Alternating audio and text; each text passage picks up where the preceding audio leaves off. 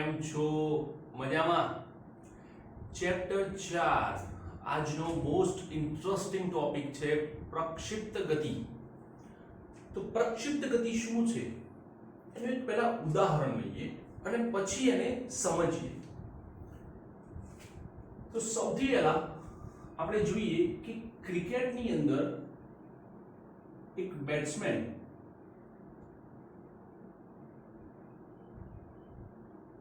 જ્યારે બોલને સિક્સર મારવા માટે પેવેલિયન તરફ બેટ ઘુમાવે છે ત્યારે બોલની ગતિ કંઈક આવી હોય છે,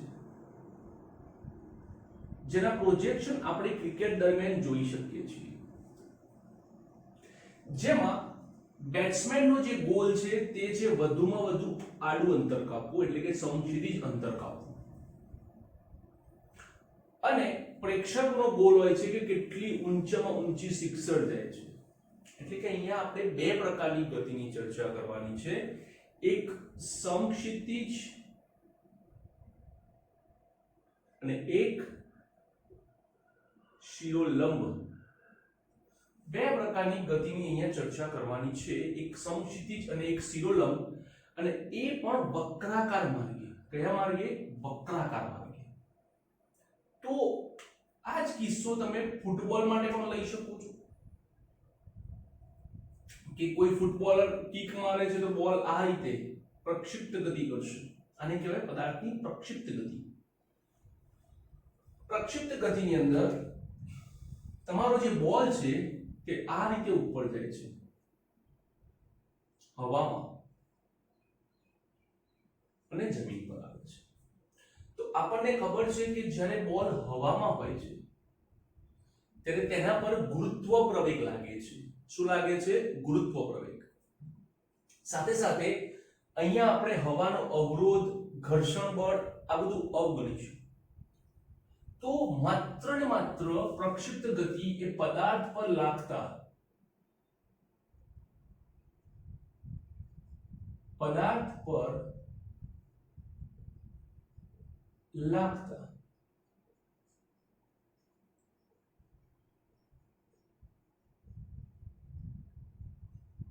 ગુરુત્વ પ્રવેગની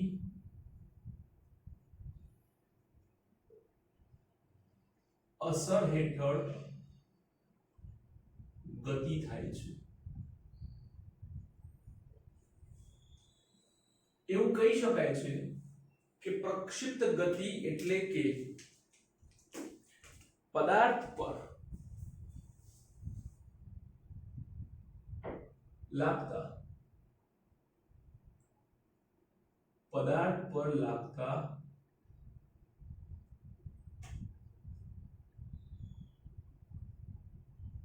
ગુરુત્વ પ્રવેગની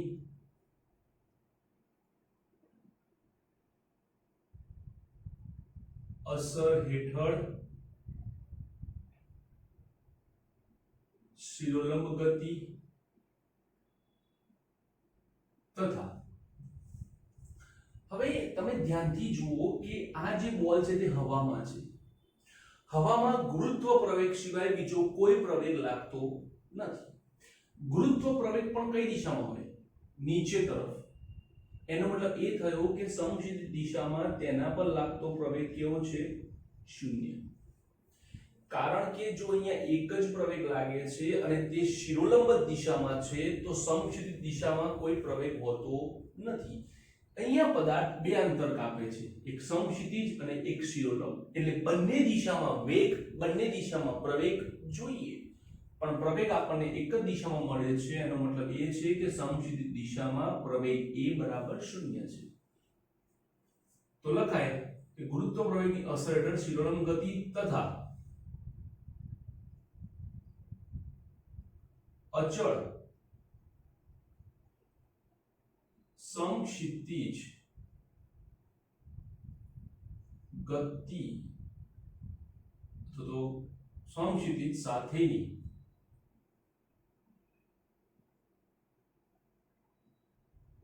થતી પદાર્થની ગતિને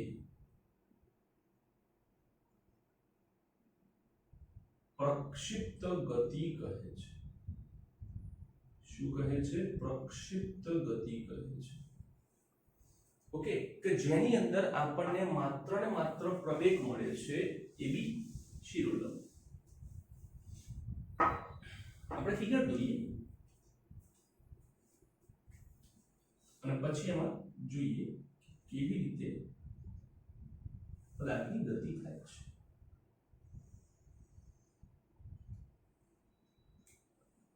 x અને y. હવે યાદ રાખો, જ્યારે પદાર્થને સીધો ફેંકવામાં આવે ત્યારે પદાર્થ ઉપર તરફ જાય. જ્યારે પદાર્થને આમ ફેંકવામાં આવે એટલે પદાર્થ સમક્ષિતિજ જાય. મતલબ કે જો 90 ડિગ્રીના કોણે ફેંકીએ તો ઉપર જાય, જો 0 ડિગ્રીના કોણે ફેંકીએ તો આડો જાય. એનો મતલબ એ થયો કે તમારે એ બંનેની વચ્ચે ગતિ કરાવવી હોય તો કંઈક ચોક્કસ ખૂણે પદાર્થને મોકલવો પડશે. તો અહીંયા આપણે જોઈએ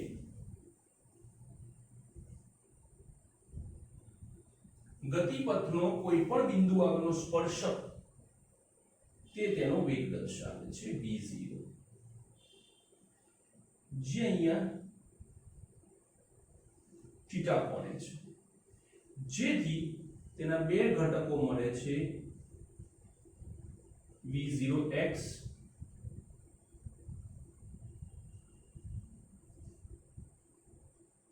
v0y. તેના બે ઘટકો મળે છે v0x અને v0y. તો આપણે ચર્ચા કરીએ સૌથી પહેલા પ્રારંભિક વેગની. તો કે પદાર્થનો જે પ્રારંભિક વેગ છે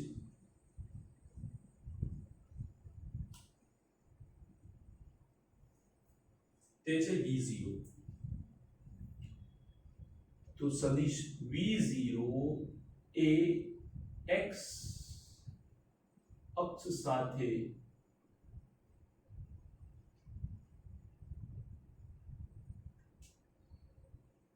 થીટા કોણ રચે છે. v0x બરાબર v0, v0y બરાબર v0. આપણે શું ડિસ્કસ કર્યું હતું? જે અક્ષની સાથે ખૂણો બને છે, કોની સાથે? x અક્ષ સાથે, તેના માટે આપણે cos થીટા વાપરીએ છીએ, બીજા માટે sin થીટા. ઓકે, હવે આપણે જોઈએ કે પદાર્થનો જે પ્રવેગ છે તે જોઈએ.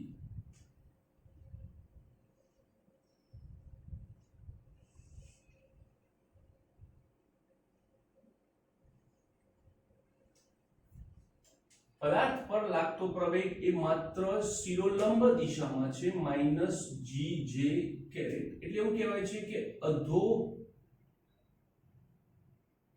દિશામાં પ્રવેગ લાગે. અહીંયાથી તમે જોઈએ તો તમને માત્ર ને માત્ર y ઘટક મળે છે અને તે છે -g, કારણ કે j કેરેટ છે. ક્યાંય કેરેટ I નથી, એનો મતલબ એ થયો કે x ઘટક જે છે તે થઈ ગયો 0. તો ax બરાબર 0. ઓકે, નેગેટિવ નિશાની છે, નીચે તરફ લાગે છે. તો એનો મતલબ એ થયો કે જ્યારે પદાર્થ ઉપર તરફ જતો હશે ત્યારે તેમાં વેગ ઘટશે, જ્યારે પદાર્થ નીચે આવશે ત્યારે વેગ વધશે. પદાર્થની સમગ્ર ગતિમાર્ગ ની ગતિનો આપણે અભ્યાસ કરીએ. ચલો,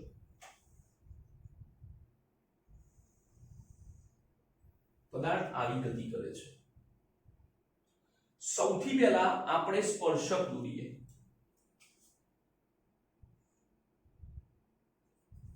આ v0 પ્રારંભિક વેગ. ઓકે, હવે શું કહે છે કે કોઈ પણ બિંદુ આગળ દોરેલો સ્પર્શક તે બિંદુ પાસે વેગની દિશા દર્શાવે છે v. v v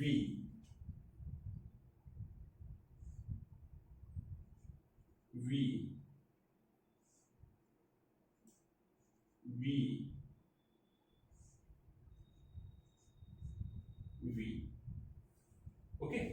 ડિટેલમાં થોડું આપણે જોઈએ વધારે એટલે વધારે આઈડિયા આવશે.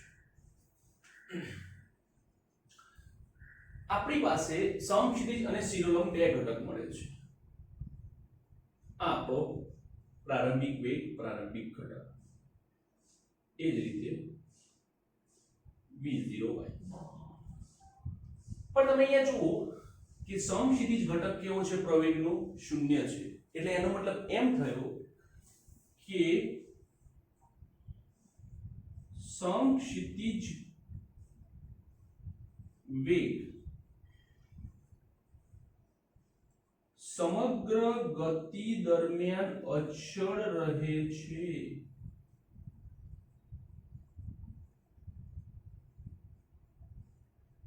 સમગ્ર ગતિ દરમિયાન અચળ જોવા મળે છે. તો આખી ગતિમાં આપણે એક સરખો જ ઘટક લઈશું. આ પણ v0x જ થશે. v0x v0x v0x. Okay, y ઘટકની ચર્ચા કરીએ તો અહીંયા પદાર્થનો વેગનો y ઘટક એ જેમ જેમ ઉપર જશે તેમ તેમ ઘટશે, કારણ કે g નેગેટિવ છે. પહેલા આટલો હતો, હવે એનાથી નાનો લઈએ vy, હજુ એનાથી નાનો લઈએ vy. અહીંયા તો vy આવતો જ નથી, મહત્તમ ઊંચાઈએ વેગ શૂન્ય થાય છે.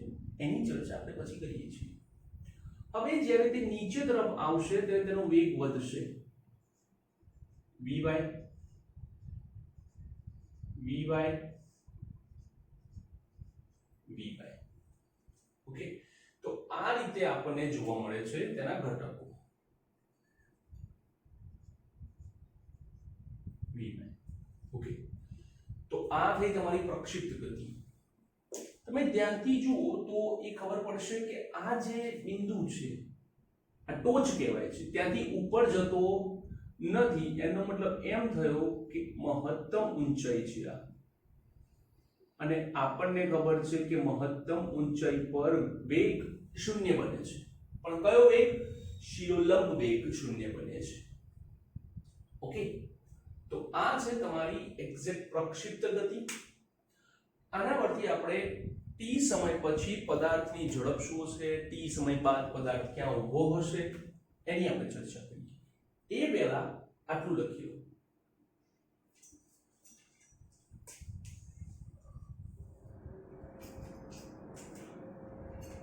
ચલો, હવે આપણે જોઈએ છીએ કે આ પદાર્થ જે પ્રક્ષિપ્ત ગતિ કરી રહ્યો છે તે પદાર્થનો કોઈ ચોક્કસ t સમયને અંતે વેગ, એટલે કે આ બિંદુ પાસે આ વેગ, આ બિંદુ પાસે આ વેગ, અથવા તો આ અંતરો જે છે તે કેટલા કેટલા હશે.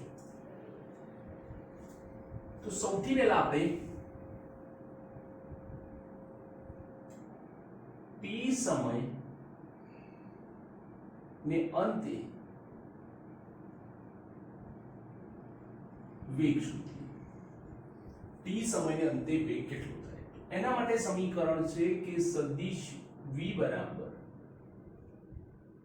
v0 plus at. ઓકે, એના બે ઘટક બને. vx બરાબર v0x પ્લસ axt, vy બરાબર v0y પ્લસ ayt. ઓકે, કિંમત મૂકીએ તો vx બરાબર v0 cos theta plus ax બરાબર 0, માટે vx બરાબર v0 cos theta.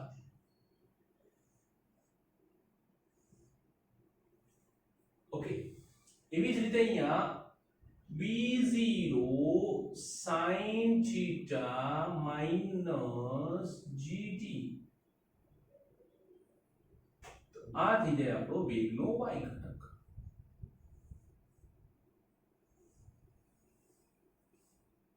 તો આપણી પાસે બે ઘટક મળી ગયા। હવે આપણે શું કહે છે તો કે t સમયની અંતે જે પદાર્થ છે તે પદાર્થનું સ્થાન ક્યાં હશે? t સમયને અંતે પદાર્થનું સ્થાન ક્યાં હશે? તો સમીકરણ છે સ્થાન બરાબર r is equals to v0t plus half at square। જેનો x ઘટક થાય છે x બરાબર v0 xt plus half axt square। કિંમત મૂકો તો x બરાબર v0 x cos theta v0 cos theta into t plus ax બરાબર 0। तो समीकरण बने x is equals to v0 cos theta into t। तो पदार्थ t समय ने अंते आटलू x अंतर कापी। y ની ચર્ચા કરીએ। y બરાબર v0 yt plus half ayt square। किंमत मूकी दो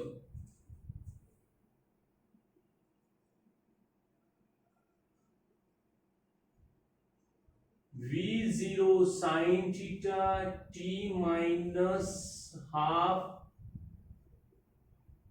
gt square minus half gt square आज y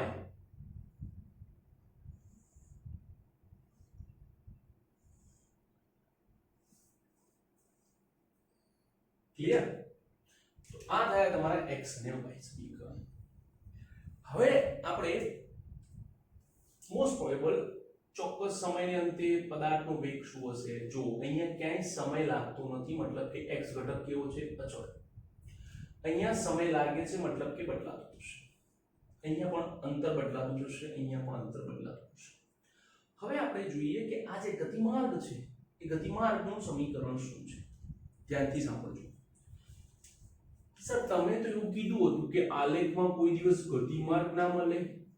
મેં એવું નતું કીધું કે આલેખમાં કોઈ દિવસ ના મળે। મેં એવું કીધું હતું કે આ આલેખ ગતિમાર્ગ દર્શાવતો નથી। તો એ હતો x વર્સિસ t નો આલેખ, જેમાં સમયને આધીન આપણને સ્થાન મળે છે કે ચોક્કસ સમય 100 મીટરે, 110 મીટરે, 120 મીટરે, 130 મીટરે। પણ એ કયા માર્ગે ગયો તેની કોઈ ચર્ચા આપણને ખબર પડતી નથી। જ્યારે અહીંયા જે આલેખ છે x અને y નો છે। x આટલો તો y કેટલો, x અહીંયા તો y ક્યાં, x અહીંયા તો y ક્યાં, જે દર્શાવે છે કે પદાર્થનો ગતિમાર્ગ આ રીતનું છે। તો ગતિમાર્ગનું સમીકરણ લેવું છે આપણે, તો આપણે શું કરીશું? સમીકરણના કેટલાક ચોક્કસ નામ નિર્દેશન કરી દઈશું, જેમાં આને 1 કહીશું, આને 2 કહીએ, આને 3 કહીએ, અને 4 કહીએ। ઓકે, તો સમીકરણ ઓકે ગતિમાર્ગની અંદર આપણી પાસે બે અક્ષો છે, એક x અક્ષ છે અને એક y અક્ષ છે। તો આપણું જે સમીકરણ છે તે x અને y ના સંબંધવાળું હોવું જોઈએ। આલેખ આપણે કેવી રીતે દોરી શકીએ છીએ? તો જુઓ, આપણે આલેખ દોરતા x બરાબર 4t નો આલેખ દોરો। t ની અલગ અલગ કિંમત મૂકો એટલે x મળે, अथवा तो x ની અલગ અલગ કિંમત મૂકો તો t મળે। આ એક કોમન વસ્તુ છે। તો અહીંયા ધારો કે હું x ની અલગ અલગ કિંમત મૂકું તો y કઈ રીતે ખબર પડશે? अथवा तो y ની અલગ અલગ કિંમત મૂકું તો x કઈ રીતે ખબર પડશે? કારણ કે બંને એક જ સમીકરણમાં નથી। જેમ કે આ બંને એક જ સમીકરણમાં છે, જો ઇઝ ઇક્વલ્સ ટુ માં છે, એવું x અને y ઇઝ ઇક્વલ્સ ટુ માં ક્યાંય દેખાતું નથી। તો સૌથી પહેલા તમારે x અને y ને સાંકળતું સમીકરણ બનાવવું પડશે। ઓકે, એના માટે આપણે શું કરીશું કે x અને y માં સૌથી કોમન કોણ છે? આમ તો આપણે ગુણોત્તર લઈએ છીએ, પણ અહીંયા માઈનસ હોવાથી ગુણોત્તર આપણને જ નુકસાન કરશે। તો આપણે શું કરીશું કે x અને y માં કોમન કોણ છે? તો કે બંનેમાં t કોમન છે। તો તો t ને કરતા બનાવીએ તો જુઓ અહીંયા એક જ પદ છે તો અહીંથી t ને કરતા બનાવવો સરળ છે અહીંયા બે પદ છે એમાં પાછો t છે t² છે ઘાત અલગ અલગ છે કરતા બનાવવો અઘરો પડશે ત્રીજા સમીકરણમાંથી t ને કરતા બનાવો એટલે કે સમીકરણ 3 માંથી t x છેદમાં v0 cos θ લો લીધું ને સમીકરણ 4 માં ગોઠવો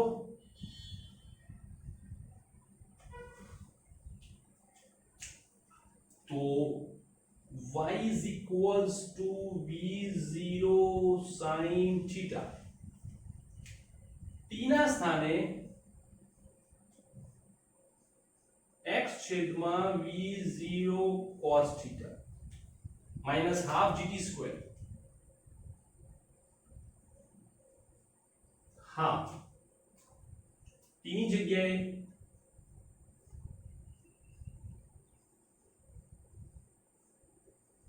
cos gt square તો સૌથી પહેલા શું કેન્સલ કરીશું તો કે v0 v0 કેન્સલ કરો sin છેદમાં cos શું થાય tan theta sin છેદમાં cos tan theta minus g x નો વર્ગ gx છેદમાં 2 v0 નો વર્ગ cos નો વર્ગ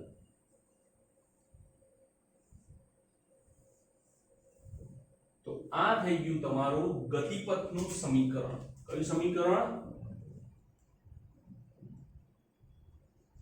ગતિપથનું સમીકરણ છે આ સમીકરણની અંદર y ની 1 x ની 1 સાથે x ની 2 પણ છે y ની 1 x ની 1 સાથે 2 પણ છે તો આપણે શું કરીએ છીએ કે મહત્તમ ઘાતો ચેક કરીશું તો y ની 1 અને x ની 2 જ્યારે y ની 1 અને x ની 2 ઘાત હોય છે ત્યારે ગતિપથનો આકાર પરવલય બને છે આવું કેવી રીતે બને તો એના માટે આપણે આલેખનો બેઝિક લેક્ચર લીધો હતો એની અંદર આપણે ડિસ્કસ કર્યું હતું કે જ્યારે ઘાત 1 2 ના સંબંધમાં હોય ત્યારે પરવલય બને છે જ્યારે ઘાત 1 1 હોય ત્યારે તે સુરેખ આપે છે જે લોકોએ બેઝિક ફિઝિક્સનો એ લેક્ચર નથી જોયો એ લોકો ડિસ્ક્રિપ્શનમાં લિંક આપેલી છે જોઈ લેજો તો y is equals to x tan theta minus gx square by 2v0 square cos square theta પરથી આપણને ખબર છે કે y1 x2 તો આ જે ગતિપથ છે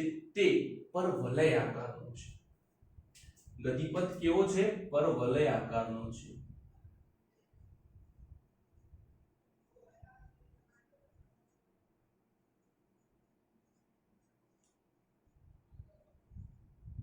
તો આ છે તમારા ગતિપથનું સમીકરણ આના પછી આપણે જોઈએ છીએ મહત્તમ ઊંચાઈ અને તે ઊંચાઈને પ્રાપ્ત કરવા માટેનો મહત્તમ સમય ત્યાં સુધી આ લખ્યું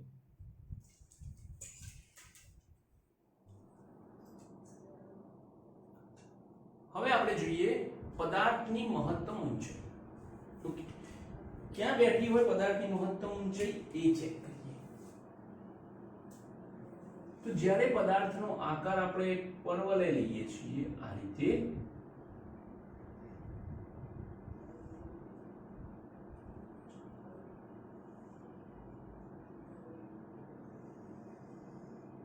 ત્યારે આ જે અંતર છે તે અંતરને કહેવાય છે તેની મહત્તમ ઊંચાઈ h એ ઊંચાઈએ સૌથી મોટી હિન્ટ કઈ મળે છે તો કે આ ઊંચાઈએ આપણો જે વેગ છે તેનો y ઘટક 0 છે અને આપણી જે ઊંચાઈ છે એટલે કે y જે છે તે h બને છે એટલે મારે બે સમીકરણનો ઉપયોગ કરવા પડશે એક vy વાળું સમીકરણ નંબર 2 અને એક y વાળું સમીકરણ નંબર 4 તો જોઈએ કે મહત્તમ ઊંચાઈ અને મહત્તમ સમયની વાત કરીએ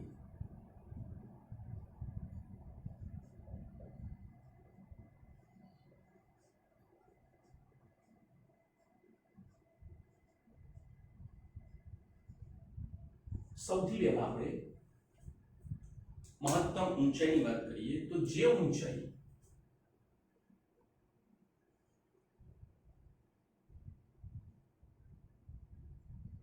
વેગનો y ઘટક શૂન્ય બને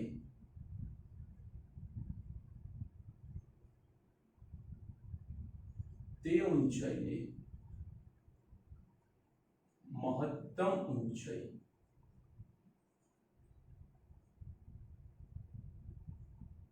કહે છે. તે ઊંચાઈને મહત્તમ ઊંચાઈ કહે છે અને સાથે મહત્તમ ઊંચાઈ પ્રાપ્ત કરવા લાગતા સમયને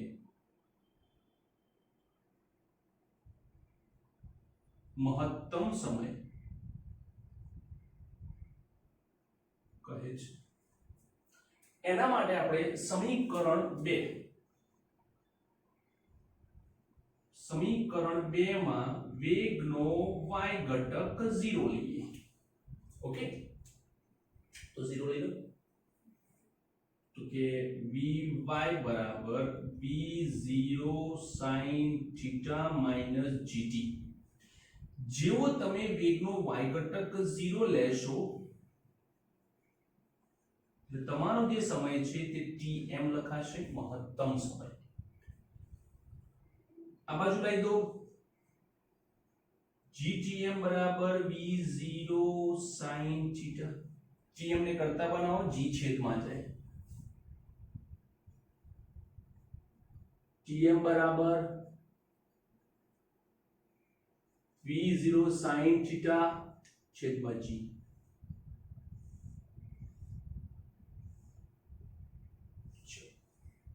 આપણને મળે છે મહત્તમ સમય. મહત્તમ સમય શેના માટે છે? તો કે મહત્તમ ઊંચાઈ પ્રાપ્ત કરવા માટે. ઊંચાઈ એટલે કે y. y ના સમીકરણમાં આપણે t બરાબર એનું સમીકરણ મૂકી દઈએ. y ના સમીકરણમાં આપણે t બરાબર એનું સમીકરણ મૂકી દઈએ. જો એક વ્યવસ્થિત હિન્ટ આપું છું, એકદમ ધ્યાનથી જુઓ. શું કહે છે કે સમીકરણ 4 માં આપણે y છે ને એની જગ્યાએ h લઈએ. કેમ? તો કે મહત્તમ ઊંચાઈએ y ને આપણે h લખીએ છીએ is equals to v0 sin θ. તે ઊંચાઈ પ્રાપ્ત કરવા લાગતો સમય એને આપણે tm કહીએ છીએ minus half g tm square. half g tm square. તો tm ના સ્થાને મૂકી દઈએ v0 sin θ by g. h is equals to v0 sin θ v0 sin θ ભાગ્યા g minus half g v0 sin θ by g whole square. Okay, चलो कौंस खोलिए. v0 square sin into sin square theta by g minus half g वर्ग छे v0 square sin square theta by g square. एक g गया.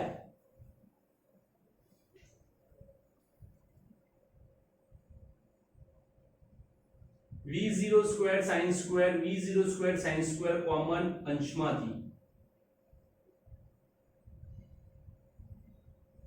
છેદમાં g. આ બધું common નીકળી ગયું છે તો કેટલો વધે? 1. બધું કોમન નીકળ્યું પણ 1/2 બાકી રહ્યા માટે 1/2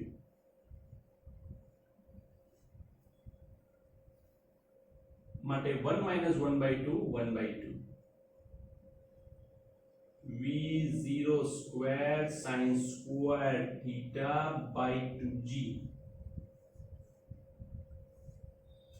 આને કહેવાય છે પદાર્થે પ્રાપ્ત કરેલી મહત્તમ ઊંચાઈ h નું સમીકરણ આટલું મળે, જે કમ્પ્લીટલી તેના વેગ અને ખૂણા પર આધાર રાખે છે. એટલે કે h ચલે છે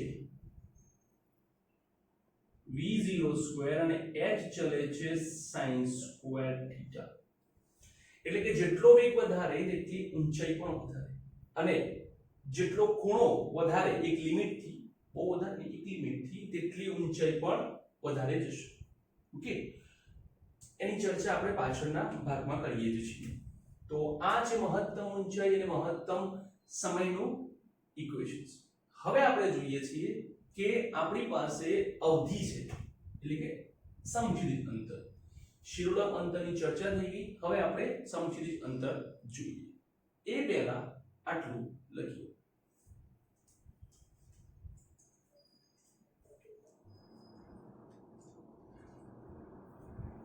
હવે આપણે જોઈએ ઉડ્ડયનનો સમય અને અવધિ. તો પહેલા આપણે ઉડ્ડયનનો સમય લઈએ અને પછી અવધિ જોઈએ. તો ઉડ્ડયનનો સમય શું કહે છે?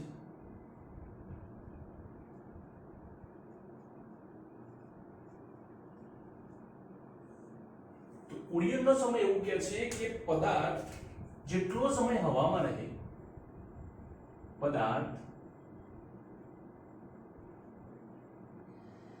જેટલો સમય હવામાં રહે તે સમયને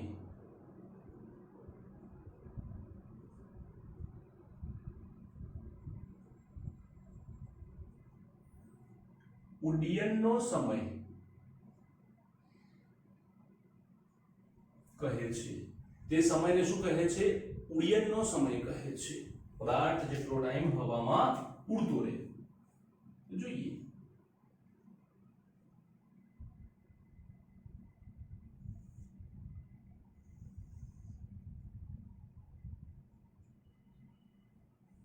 તો આને કહેવાય છે પદાર્થની અવધિ. અવધિને ઇંગ્લિશમાં કહીએ છીએ રેન્જ. તો અહીંયાથી ગતિ ચાલુ થાય, અહીંયા ગતિ પૂર્ણ થાય, અહીંથી ગતિ ચાલુ થાય, અહીંયાથી ગતિ પૂર્ણ થાય, તે વચ્ચેના સમયગાળામાં પદાર્થ હવામાં રહે છે. તો એનો મતલબ એ થયો કે જ્યારે પદાર્થની ગતિ ચાલુ થાય એટલે કે તેની જે ઊંચાઈ છે તે 0 છે, અને જ્યારે ગતિ પૂર્ણ થાય છે ત્યારે પણ તેની ઊંચાઈ છે તે 0 છે. એટલે કે 2y બરાબર 0 ની વચ્ચેનો જે સમયગાળો છે તેને ઉડ્ડયનનો સમયગાળો કહે છે, tf. તો આપણે એક કામ કરીએ, સમીકરણ 4 માં y બરાબર 0 લઈએ, કારણ કે આપણી પાસે એક જ રીત છે. તો સમીકરણ 4 માં y બરાબર 0 લો. y બરાબર v0 sin theta into t minus half dt square. y બરાબર 0, v0 sin theta tf minus half gtf. આ બાજુ લઈ લો તો થશે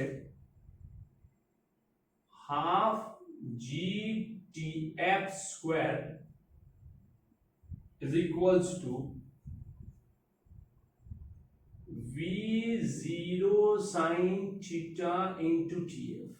एक tf कैंसिल, तो tf ने करता बनाओ तो 2 ऊपर जाए,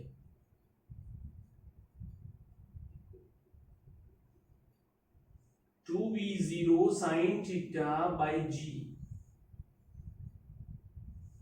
તમે ધ્યાનથી જુઓ તો આ જે સમીકરણ tf છે એમાં v0 sin theta by g છે, v0 sin theta by g છે. તો એનો મતલબ શું થયો કે tf બરાબર 2 times of tm. ફરી સાંભળજો, tf બરાબર 2 times of tm. અને આપણો જે નિયમ છે તે કે મહત્તમ ઊંચાઈએ પ્રાપ્ત કરવા જેટલો સમય લાગે છે તેટલો જ સમય નીચે આવતા લાગે છે. એટલે કે આટલો સમય tm, આ સમય બીજો tm, ટોટલ 2 tm, અને એ 2 tm મતલબ કે time of flight, time of flight. Okay, હવે અવધિ, અવધિ એટલે શું? તો કે પદાર્થ જે મહત્તમ સમક્ષિતિજ અંતર કાપે છે, પદાર્થ જે મહત્તમ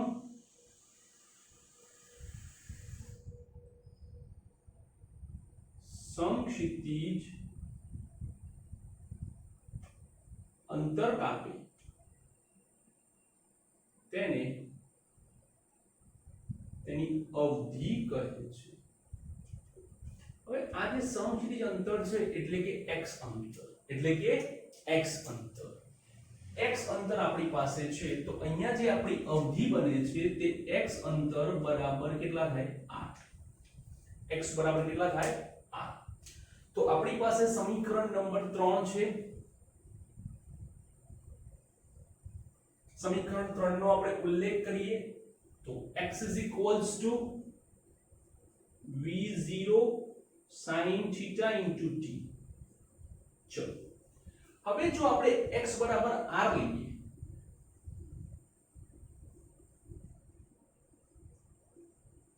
તો t બરાબર શું થાય? tf. અને tf ની કિંમત આપણને ખબર છે, સોરી માય મિસ્ટેક, x બરાબર v0 cos theta. tf ની કિંમત આપણને ખબર છે કે tf બરાબર 2 times v0 sin theta છેદમાં g. તો અહીંયા v0 સ્ક્વેર,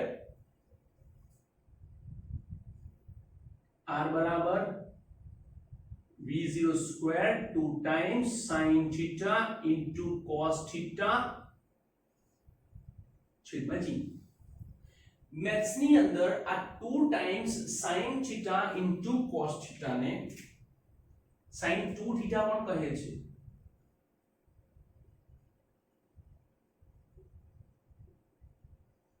શું કહે છે?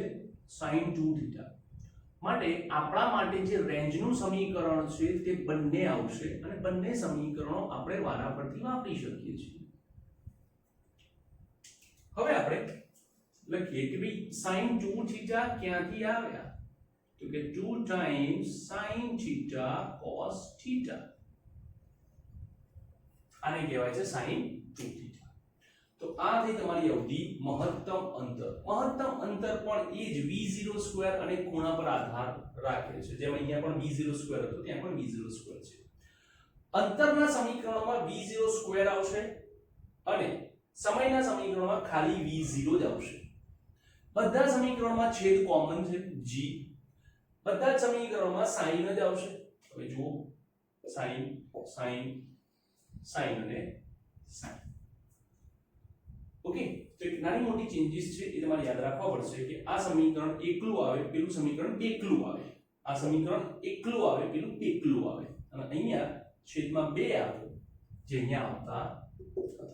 ઓકે, તો આ છે તમારા માટે પ્રક્ષિપ્ત ગતિના કેટલાક પ્રાચલો. હવે આપણે એના કેટલાક ખાસ કિસ્સાઓની ચર્ચા કરીશું કે ચોક્કસ સમયે મહત્તમ ઊંચાઈ પણ કેટલી વધુ જઈ શકે, મહત્તમ અંતર પણ કેટલું જઈ શકે, એની આપણે ચર્ચા કરીએ છીએ. ઓકે, એ પહેલા તમે લોકો આને લખી લો.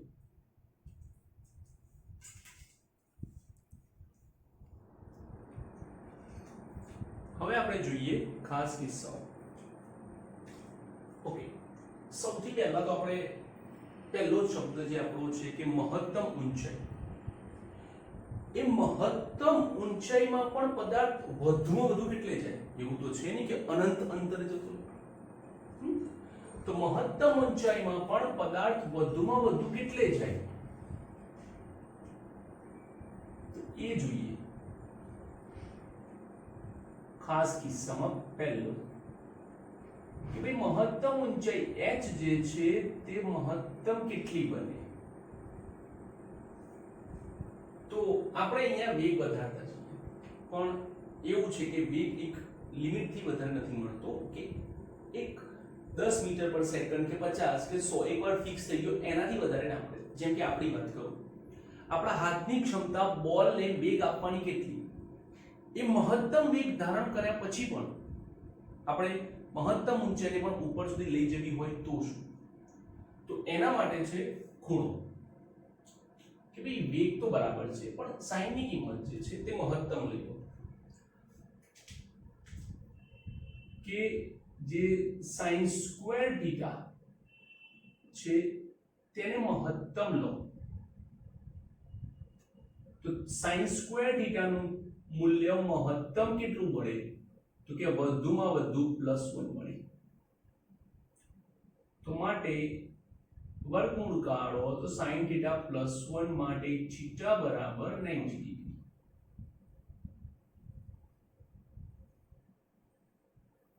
થીટા બરાબર 90 ડિગ્રી એટલે કે પદાર્થને આ જ રીતે ઉપર ફેંકો, સીધો ઉપર, તો પદાર્થ 90 ડિગ્રી ઉપર જશે અને મહત્તમ ઊંચાઈ પ્રાપ્ત કરશે.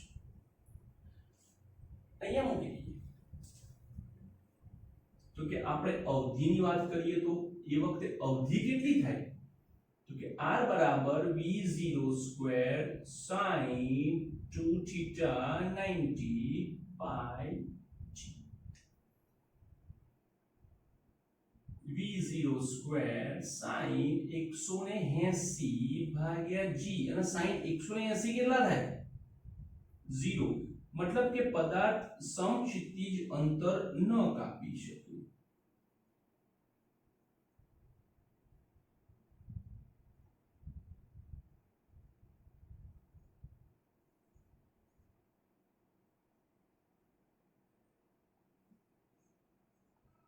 પદાર્થ કોઈ પણ પ્રકારનું સમક્ષિતિજ અંતર કાપતો નથી.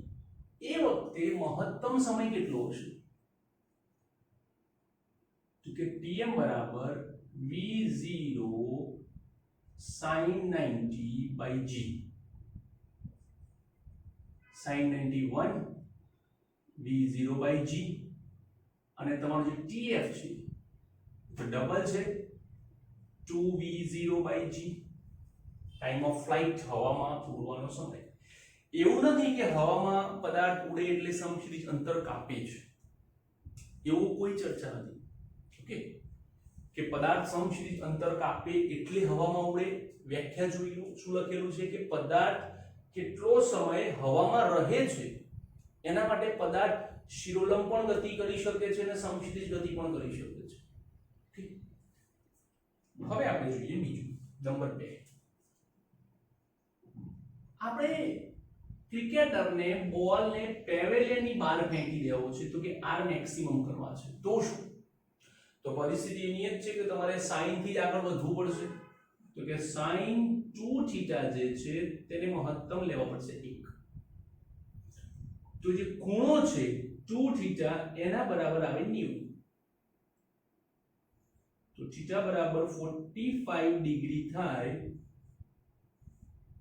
ત્યારે તમારી અવધિ મહત્તમ બને છે. કે પદાર્થ 45 ડિગ્રીના કોણે ફેંકો તો સૌથી દૂર છે. પદાર્થને 45 ડિગ્રીના ખૂણે ફેંકવામાં આવે તો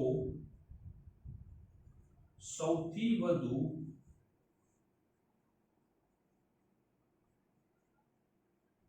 સમક્ષિતિજ અંતર કાપે. સૌથી વધુ સમક્ષિતિજ અંતર કાપે તો એ વખતે પદાર્થ સૌથી ઉપર કેટલો જાય?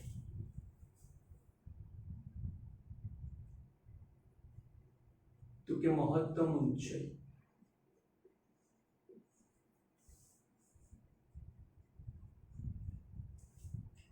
h is equals to v0 square sin square theta by 2g. v0 square sin 45 એટલે 1/√2 no square by 2g v0 square by 4g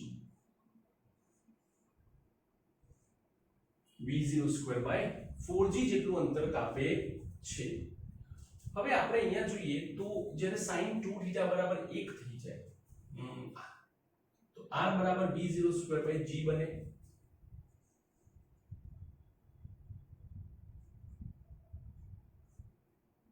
v0 square by g તો સરખાઈએ તો h is equals to મહત્તમ અંતરનો ચોથો ભાગ કાપી શકે. મહત્તમ અંતરનો ચોથો ભાગ કાપી શકે એટલે કે ધારો કે મહત્તમ અવધિ 100 મીટર છે તો આ ગતિ માટે પદાર્થ 25 મીટરથી વધારે ઉપર નહીં જઈ શકે. ચોથો ભાગ 25 મીટરથી વધારે ઉપર જઈ શકશે નહીં. ચલો આગળ જોઈએ, સમયની ચર્ચા કરીએ.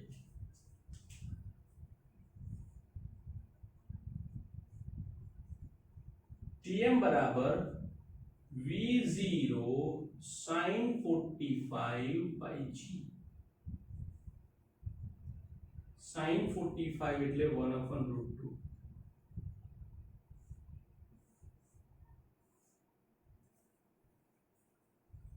ને આપણે બધાને ખબર છે કે Tf બરાબર 2 times of Tm 2v0 by √2g √2 v0 by g.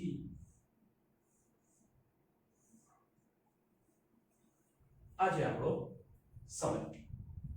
Okay, તો આપણે અત્યારે હાલ બે કિસ્સાની ચર્ચા કરી જેમાં મહત્તમ ઊંચાઈ પણ કેટલી મહત્તમ બની શકે ને અવધિ કેટલી મહત્તમ બની શકે, કયા કયા કોણે બની શકે છે તેની આપણે ખાસ ચર્ચા કરેલી છે અને તે સમય કેટલા લાગે છે તેની વાત કરી છે. તો ચલો ફટાફટ આટલું લખી લો પછી આપણે આગળ જોઈએ. ઓકે,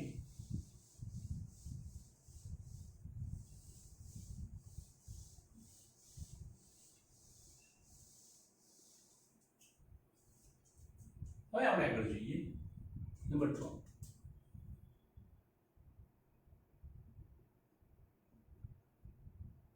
h અને r વચ્ચેનો સંબંધ.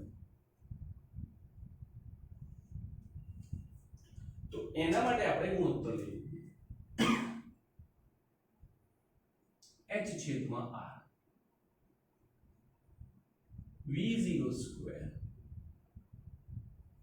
sin square theta by 2g v0 square 2 sin theta cos theta by g. cancel cancel cancel માટે h છેદમાં r sin theta છેદમાં 4 2 2 4 cos theta h છેદમાં r sin of 1 cos થાય છે tan theta ભાગ્યા 4. આ ખાસ યાદ રાખજો, ઘણી વખતે h અને r નો સંબંધ પૂછે છે કે એવું કહે છે h બરાબર r હોય ત્યારે ખૂણો શોધો તો કે tan theta છેદમાં 4 બરાબર h છેદમાં h is equals to 1. tan theta બરાબર 4, theta is nearly 76 ડિગ્રી ની આજુબાજુ મળે છે.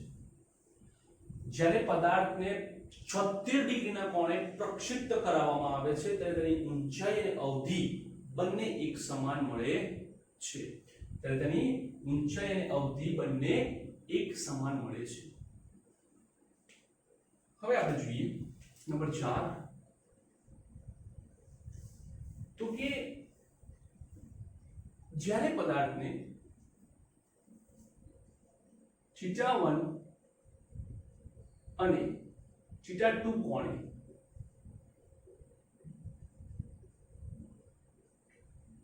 પ્રક્ષિપ્ત કરતા તેમની અવધિઓ સમાન બને છે.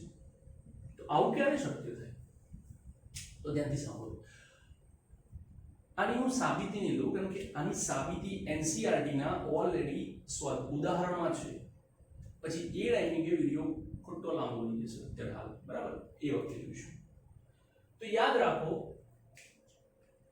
અવધિ ત્યારે જ સમાન બને જ્યારે બે ખૂણાઓનો સરવાળો એ 90 ડિગ્રી થાય. કેટલું થાય? 90 ડિગ્રી. જેમ કે એક એક્ઝામ્પલ આપણે જોઈએ.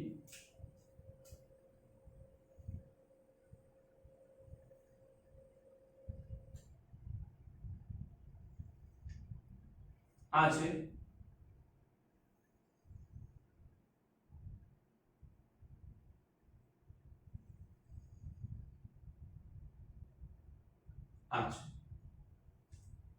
ઓકે. હવે આપણે સ્પર્શક લઈએ. V01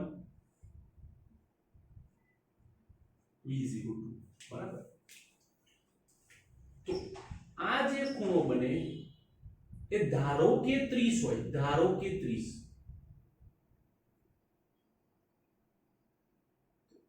આ જે ખૂણો બને છે તે 60 જ હોય. એટલે કે θ1 30 તો θ2 60. ધારો કે આ ખૂણો 15 ડિગ્રી છે, તો પછી આ જે ખૂણો આવશે તે 75 થશે. ધારો કે આ ખૂણો 40 ડિગ્રી છે, તો આ ખૂણો 50 ડિગ્રી થશે. ત્યારે જ તમારી અવધિઓ r1 બરાબર r2 સમાન થશે. એટલે કે જ્યારે પદાર્થને આપણે બે અલગ અલગ કોણે ફેંકીએ છીએ, બરાબર, એક સમાન ઝડપથી પદાર્થને જ્યારે અલગ અલગ કોણે ફેંકીએ છીએ, ત્યારે જો તે બે ખૂણાઓનો સરવાળો 90 થાય તો તે બંને પદાર્થ એક જ જગ્યાએ જઈને પડશે, એક જ જગ્યાએ જઈને નીચે આવશે. હાઈટ અલગ અલગ હશે, પણ અવધિ જે છે તે એક સમાન જોવા મળે છે. ઓકે. હવે વાત કરીએ ગતિ ઊર્જાની.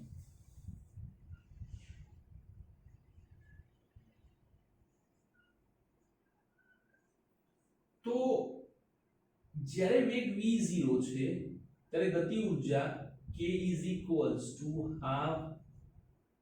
mv02 મળે. ઓકે. તળિયા પર એક કામ કરો, તળિયાની સુધી મહત્તમ ઊંચાઈએ તમારો જે વેગ છે તે ખાલી ને ખાલી v0x જ છે, અને v0x ને આપણે v0 cos θ કહીએ છીએ. તો મહત્તમ ઊંચાઈએ ટોચ પર ગતિ ઊર્જા ½ mv02 cos square θ મળે. mv02 cos square θ મળે છે. તો આ છે તમારી ગતિ ઊર્જાનું સમીકરણ ટોચ પરની. ખાસ કરીને ઘણી વખતે પૂછાય છે કે જ્યારે કોઈ પદાર્થને 45 ડિગ્રીના કોણે પ્રક્ષિપ્ત કરવામાં આવે તો અહીંયા 45 મૂકી દેવાના. 1/4 mv02 એટલે દરેક કોણ માટે મૂલ્યો અલગ અલગ મળી શકે છે. આપણે સીધી એવી ચર્ચા નથી કરી શકતા. ઓકે. ધારો કે આપણે એને પ્રારંભિક કહીએ, તો અહીંયા લખી શકાય છે કે ½ mv02 બરાબર પ્રારંભિક, તો પ્રારંભિક k0 cos square θ મળે છે. તમને પ્રારંભિક ગતિ ઊર્જા ખબર છે તો સીધો ખૂણો મૂકો, નથી ખબર તો પછી બધું મૂકવું પડશે. તો આ છે તમારી પ્રક્ષિપ્ત ગતિ. એના કેટલાક ખાસ કિસ્સાઓની જે છે આપણે ચર્ચા કરી છે, બરાબર. દરેક વસ્તુનો એકદમ સાબિતી સાથેનો અભ્યાસ છે. ધ્યાનથી વિડિયો જુઓ, વારંવાર વિડિયો જુઓ, વધારે ને વધારે ડીપમાં સમજણ પડતી જશે. ઓકે. જો તમને આ વિડિયો ખરેખર ગમ્યો હોય તો please comment in section box. Thank you for watching my video.